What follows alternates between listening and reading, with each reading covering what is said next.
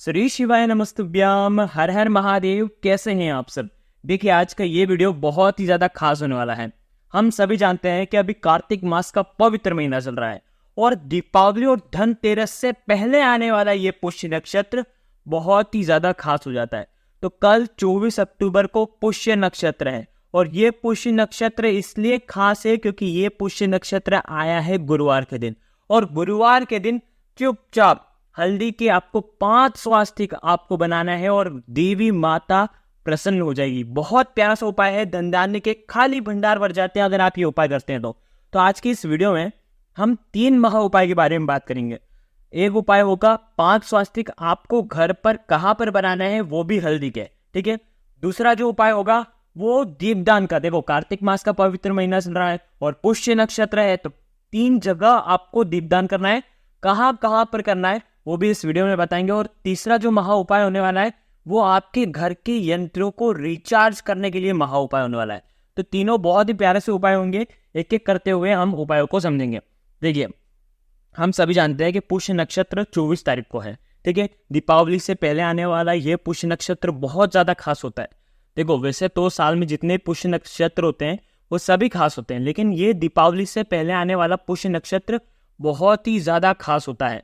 तो देखो, इस बार पुष्य नक्षत्र पर सर्वार्थ सिद्धि योग भी है, अमृत सिद्धि योग भी है, पारिजात योग भी है, बुधादित्य योग भी है, पर्वत योग भी है। तो यानी कि बहुत शुभ योग में ये पुष्य नक्षत्र आया है। देखो, सबसे पहले पुष्य नक्षत्र जो है वो 24 तारीख को सुबह प्रारंभ हो जाएगा, जो कि 25 तारीख तक सुबह तक रहेगा, प्रातः तक। तो यहाँ पर एक चीज समझना कि आपको 24 तारीख का पूरा दिन मिल रहा है, रात्रि भी मिल रही है। तो ये जो जितने भी उपाय हम आपको बताएंगे ये उपाय आप रात्रि में करना। देखो, कभी भी ऐसा नहीं होता है कि 25 तारीख को उदय काल में पुष्य नक्षत्र आ रहा है तो पूरे दिन पुष्य नक्षत्र होगा, नहीं। पुष्य नक्षत्र जो समय रहता है उस समय ही ये प्रारंभ हो जाता है और उस समय के अंदर ही आपको ये उपाय करना चाहिए। और इस बार तो रात्रि मिल रही है, गुरुवार की रात्रि मिल रही है, तो बहुत ही दुर्लभ योग है, संयोग है। तो ये उपाय आपको जरूर करना है। देखो, 27 नक्षत्र होते हैं जिसमें से 8वां पुष्य होता है जो कि सबसे ज्यादा शुभ होता है, जो कि देवताओं द्वारा भी पूजित होता है। तो ये पुष्य नक्षत्र पर बहुत ही प्यारे से उपाय करना है। देखो, एक एक करते हुए हम उपाय को समझेंगे, लेकिन उससे पहले पूज्य गुरुदेव पंडित प्रतीक जी मिश्रा की ही कथा सुन करके समझ करके समझाने का प्रयास कर रहा हूँ। लेकिन उससे पहले आप सभी से रिक्वेस्ट है, चैनल पर यदि आप पहली बार आए हो तो चैनल को जरूर जरूर जरूर सब्सक्राइब करना और कमेंट में श्री शिवाय नमस्तुभ्यम या जय माता लक्ष्मी जरूर लिखना। एक एक करते हुए हम उपायों को समझेंगे। सबसे पहला जो उपाय है, हम दीपदान कहां कहां पर कर सकते हैं। 3 जगह हम आपको विशेष बता रहे हैं दीपदान की। कार्तिक के पूरे महीने में हर रोज दीपदान का बहुत ज्यादा महत्व होता है, अत्यधिक महत्व होता है। इसीलिए हर दिन भले एक दीपदान करें, भले एक दीपक का दीपदान करें, लेकिन दीपदान का महत्व पूज्य गुरुदेव ने अपनी कथा में सुंदर तरीके से बताया है। कल गुरुवार का दिन है और इसीलिए आप दीपदान करेंगे 3 जगह। देखो, जो भी दीपदान करोगे 3 दीपक आप तैयार करोगे। आटे के लेना चाहो, माटी के लेना चाहो, जो आपके पास अवेलेबल हो वो आप ले लो। आटे के दीपक बना रहे हो तो बिना नमक का आटा बनना और दीपक तैयार कर लेना। तीनों में आप लंबे बाती का भी प्रयोग कर सकते हो, गोल बाती का। देखो, वैसे तो 2 दीपक में आप गोल बाती का प्रयोग कर सकते हो, 1 दीपक में लंबी बाती। लेकिन अगर आप तीनों में भी लंबी बाती का प्रयोग करोगे ना तो भी बहुत ज्यादा खास है, क्योंकि ये तीनों दीपक देवी महालक्ष्मी को प्रसन्न करने के लिए है। तो देखो, 3 दीपक तैयार कर ले लंबी बाती के। हो सके तो तीनों में जो बाती लगाओगे वो मोली की लाल रंग की बाती लगाओगे। तीनों के अंदर आपको घी भरना है, तीनों के अंदर आपको एक एक चुटकी हल्दी डालना है। अगर आपके पास केसर हो तो थोड़ी सी एक पत्ती केसर की भी आप डाल सकते हैं। साथ ही तीनों के अंदर देखो हल्दी डाल दी, आप काले तिल का प्रयोग भी कर सकते हैं, ठीक है। अब देखो, यहाँ पर हल्दी वाले दीपक विशेष हैं। अब 3 जगह आपको दीपदान करना है। सबसे पहला, सबसे इंपॉर्टेंट जो जगह है, आप गुरुवार का दिन भी है तो आप क्या करें, अगर गोल बाती का दीपक है तो आप केले के वृक्ष की जड़ में आप अर्पित करके आ सकते हैं। समझ में आई बात? अगर वहां पर नहीं जा सकते, आपके घर के आसपास केले का वृक्ष नहीं है, तो आप पीपल के वृक्ष के वहां पर भी जा सकते हैं। और पीपल के वृक्ष में गोल बाती या लंबी बाती दोनों में से एक दीपक आप तैयार कर सकते हैं। गोल बाती भी चलेगा, लंबी बाती भी चलेगा। लंबी बाती जो होती है, हमेशा पूज्य गुरुदेव ने स्पष्ट बताया है कि लंबी बाती देवी को प्रसन्न करने के लिए खास मानी जाती है। तो लंबी बाती का प्रयोग आप कर सकते हैं और वहां पर ओम महालक्ष्मी नमः, ओम श्री नमः।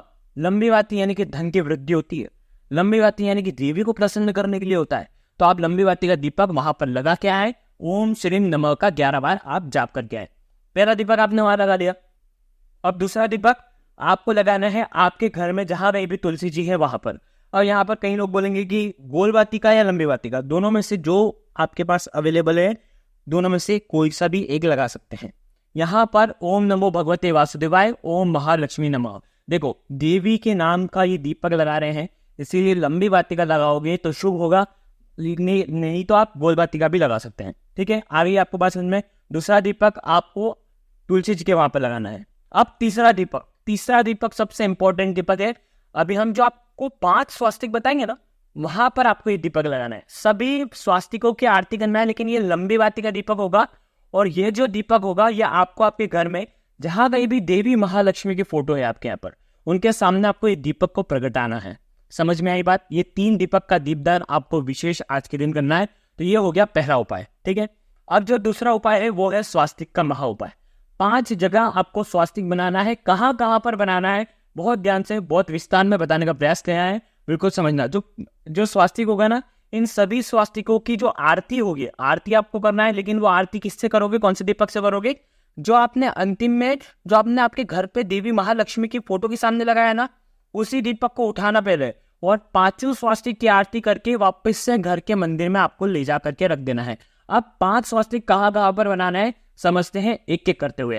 देखिए, पुष्य नक्षत्र में हल्दी के 5 स्वास्तिक बनाना, ऐसा माना जाता है कि जो भी आज के दिन हल्दी का स्वास्तिक बनाता है उसके घर में हमेशा हमेशा के लिए मंगल होता है, उसके जीवन में सुख आता है, समृद्धि आती है। देखिए, स्वास्तिक का निर्माण हम कब करते हैं? कोई भी शुभ कार्य करते हैं, और आज दिन ही बहुत शुभ है जो अक्षय पुण्य को प्रदान करता है। जिस प्रकार से आखा तीज होता है ना, और उसी प्रकार से कार्तिक मास का ये जो पुष्य नक्षत्र है वो होता है, और आज का दिन महालक्ष्मी को प्रसन्न करने के लिए होता है। तो और पुष्य नक्षत्र का जो स्वास्तिक होता है वो पीला होना चाहिए, जो कि सबसे सर्वश्रेष्ठ माना जाता है। पीला रंग देवी माँ को अत्यधिक प्रिय है। देखिए, अब हम जानेंगे कि 5 स्वास्तिक कहाँ पर बनाना है और दीपदान किस प्रकार से करना है। समझना, आज शाम को भी ये उपाय कर सकते हैं। आज शाम को करेंगे तो सर्वोत्तम होगा, नहीं तो कल रवि पुष्य नक्षत्र के दिन भी आप कर सकते हैं, सुबह 10:30 बजे के पहले पहले।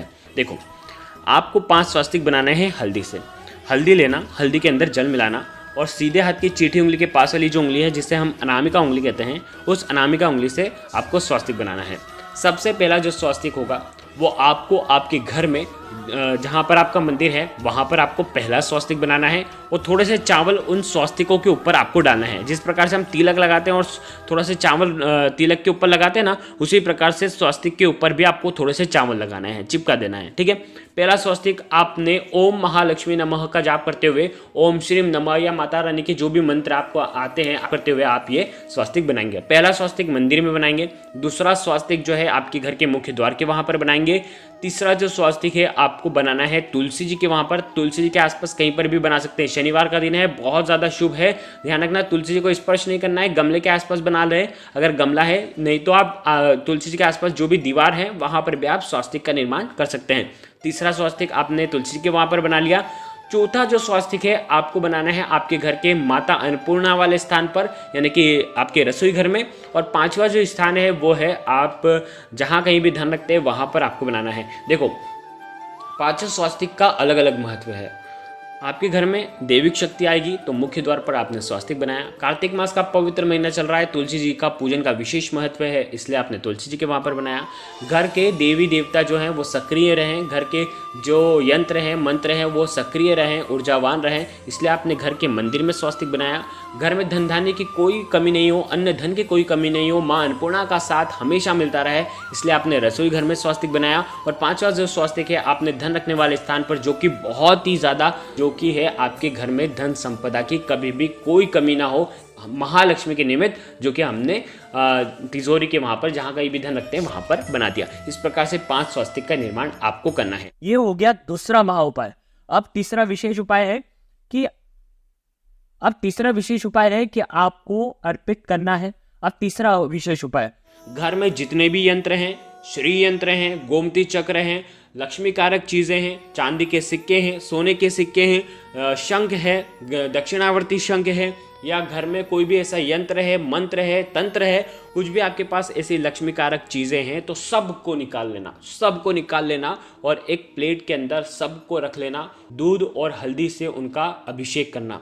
ओम महालक्ष्मी नमः का जाप करें। जिस का यंत्र हो उनका मंत्र का जाप करते हुए उनका अभिषेक करें। आज के दिन जितने भी आपके पास यंत्र, मंत्र, तंत्र जितने भी हों उन सभी को एकत्रित करके आपको उनका पक्षाल करना चाहिए। ध्यान रखना, उनके ऊपर कच्चा दूध अर्पित करना है, ताकि देखो आज के दिन ऐसा क्यों करते हैं, क्योंकि आज का दिन बहुत ही ज़्यादा शुभ है। आज का वातावरण बहुत ज़्यादा शुभ है। यंत्र रहते हैं, श्री यंत्र हो गया या कोई भी दूसरा यंत्र है, वो चार्ज हो जाते हैं, यानी कि उनकी जो शक्ति है वो वापस से सक्रिय हो जाती है, प्रबल हो जाती है। और जिस प्रकार से हम मोबाइल को चार्ज करते हैं ना, उसी प्रकार से हमारे यंत्रों को भी नियमित रूप से अगर तिथियों पर और नक्षत्रों पर अगर हम उपाय किए जाए, उनके ऊपर कुछ अर्पित किया जाए, तो वो वापस से चार्ज हो जाते हैं और उनका प्रभाव वापस से देखने को मिलता है। आ गई आपको बात समझ में? तो इस प्रकार से यंत्रों का आपको अभिषेक करना है। तो ये हो गई पहली बात। शुद्ध जल वापस से डालना और साफ कपड़े से पोंछ करके वापस से यथा स्थान वापस से आपको रख देना है। तो ये हो गई पहली बात। ये हो गया तीसरा महाउपाय। अगर आपको कुछ भी चीज समझ में ना आए तो कमेंट में एक बार पूछ लेना, गलती नहीं करना है। श्री शिवाय नमस्तुभ्यम। हर हर महादेव।